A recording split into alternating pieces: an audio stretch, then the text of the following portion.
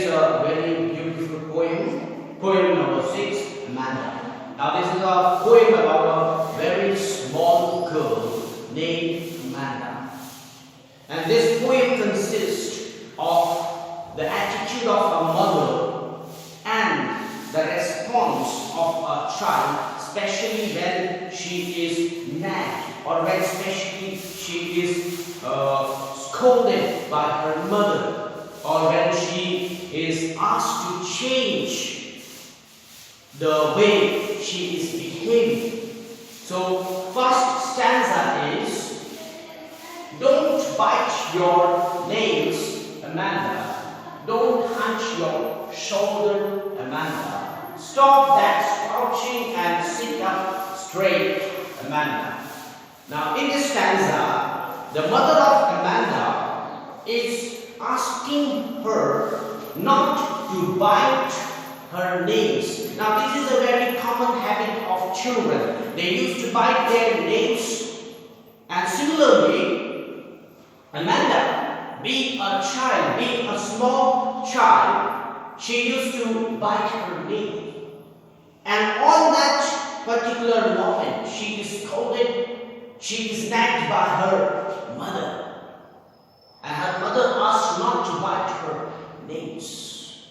Then, Amanda, don't hunch your shoulder. That means she is not sitting properly. Her sitting posture is not comfortable. Therefore, the mother reminds her to sit properly without hunching her shoulder. And then she asked her that stop slouching and sit up straight. Now Amanda, when she was scolded or nagged by her mother, what is her response? Or how do she behave? She thinks that she is a mermaid, has freedom to sit free. She is just like a mermaid in a big vast sea. And this is the response of Amanda. On being scolded and nagged by her mother, she thinks that no, she has a way of living, she has a way to behave, and she has a freedom to exercise. Therefore, she thinks that she is the inhabitant, sole inhabitant in an emerald sea. That means such a huge sea is there, and she is only the one inhabitant of that sea. And it is her life, it is her way of dealing with the things, it is the way how she behaves, it totally depends on her. So here, in this bracket, you can see her mentality, a childlike mentality, when she is nagged by her mother, when she is nagged by her parents. So here is Amanda, who is thinking herself to be a sole inhabitant of a vast sea, and moreover she thinks that she is happy and she is free, just like a mermaid.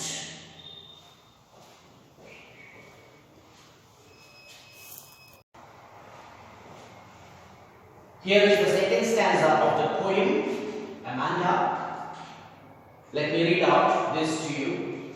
Did you finish your homework, Amanda? Did you tidy your room, Amanda?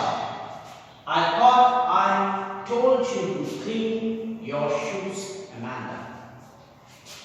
I am an orphan, roaming the street. I pattern soft dust with my hushed bare feet. The silence is golden, the freedom is sweet. Now in this stanza number 2, there are some questions which are asked by Amanda's mother. Amanda's mother asks her, did you finish your homework? Now this is a very common question which is generally asked by the parents. They ask their children, have you finished your homework? Did you do your homework?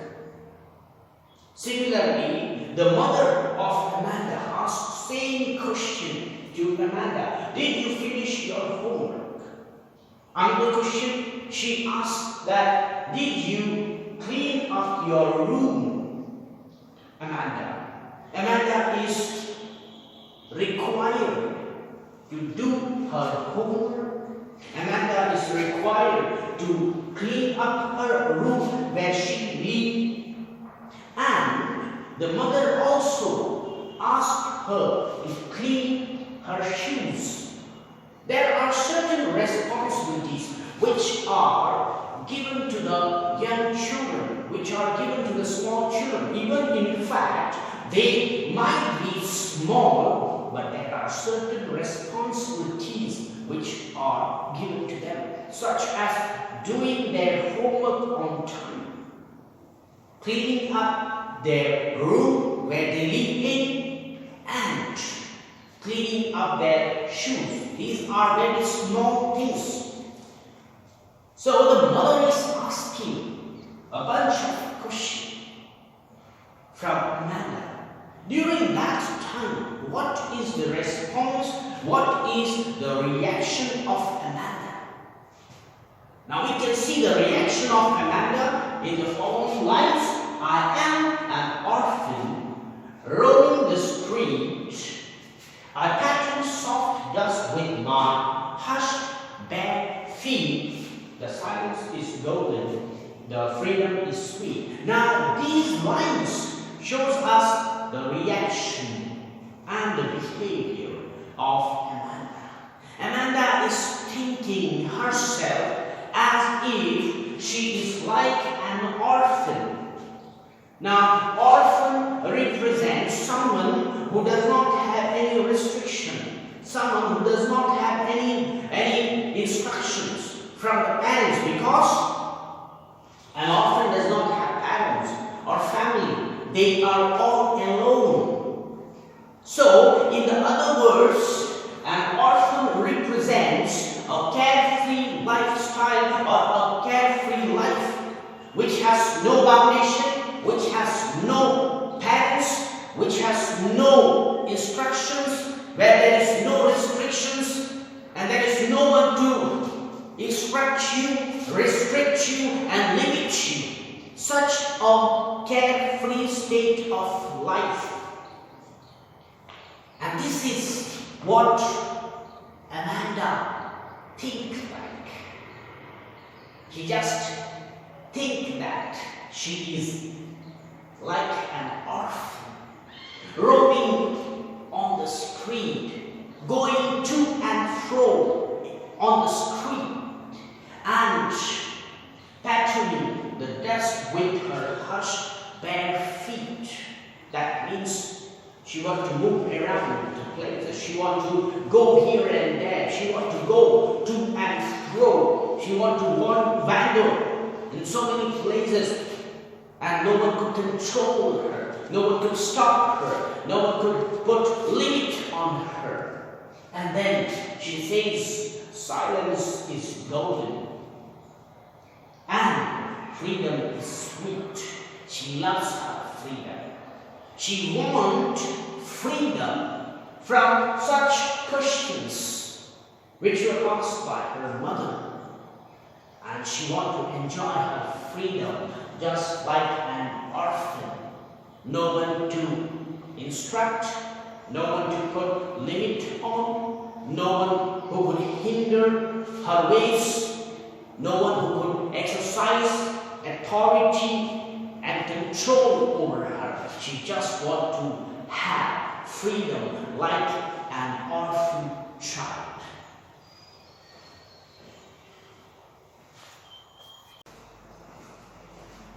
Let us read out stanza number 3. Don't eat that chocolate, Amanda. Remember your acne, Amanda. will you please look at me when I'm speaking to you, Amanda? Now, in the first and second stanza, we have seen the mother of Amanda. She is instructing her. She is giving her instruction to do a bunch of things, to do so many things, or not to do something. So, we can see that Amanda is controlled by her mother. There are a number of things that she wanted to do in fact, but she is not allowed to do them. She is being kept within a limit, within a restriction where she cannot carry out her activities freely. Now in this stanza, we can see that here is one more instruction that is passed by her mother. Amanda, not eat that chocolate, or don't eat that chocolate. Chocolates are the most favorite things which is loved and liked by little children. They like chocolates very much. And when someone instructs you not to eat that chocolate, you will feel a bit angry. You will feel a kind of frustration. Why not to eat that chocolate? Same is the reaction of Amanda. She don't want to listen to her mother. She don't want to obey the instruction which is given by her mother. Her mother says that, remember about your acne, Amanda. She don't want to listen to her mother. And finally, the mother, she got frustrated, and then she asked her, please look at me when I'm speaking to you. Now this is the behavior of Amanda. When the instructions were given by her mother, she even did not look directly to her mother. She kept on looking other way. She kept on looking here and there. When someone is talking to you, we just look on them. But here, she wants to avoid her mother as she is speaking to her. At that moment, Amanda's mother asked her to look at her as she is speaking to her. Now, in the following lines, we can see the reaction of Amanda. What she thinks about her freedom. I am a Rapunzel. I have not a care. Life in a tower is tranquil and rare. I will certainly never let down my bright head. Now, in these lines, Amanda recalled a famous story about a Rapunzel, in which a girl, a beautiful girl, was confined in a tower, and she had to compromise for her freedom. And at the last, she compromised to get her freedom, and the cost of that freedom was losing her bright hairs, losing the loss of her hairs. And that was something that she had given to get her freedom. So, in these lines, Amanda recalls that same story. She says that as Rapunzel was kept in a tower where she had a very tranquil, peaceful, and rare life. She enjoyed the complete freedom. There was no one who could interrupt her. There was no one who could go and intrude her. So it was a life of peace and tranquility. And Amanda here says that she will not make a compromise with her freedom. That means she is not willing to let down her bright hairs just like Rapunzel. So she says that I will not be like Rapunzel. She compromised with her freedom. She had given her hairs, bright hairs, in order to get her freedom. But here, Amanda will not do so. She will be like to stay in the tower, in the atmosphere of peace, tranquility, without compromising for the freedom.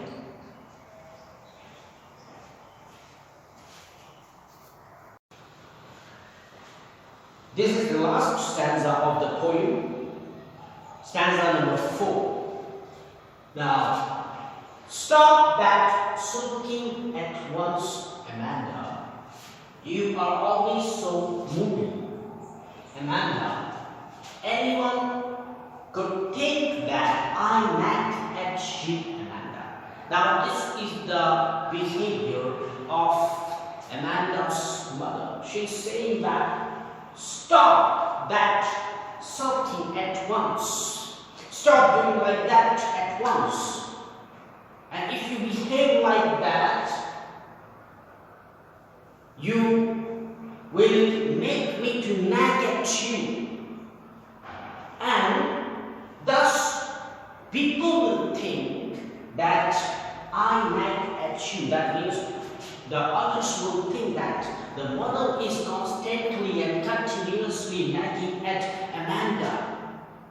You see here, in the stanza number 1, stanza number 2, stanza number 3, we have seen that Amanda's mother is continuously nagging at her. And when she finds that it has no effect on Amanda, because she is so moody, that means whenever she feels to do anything, she will do.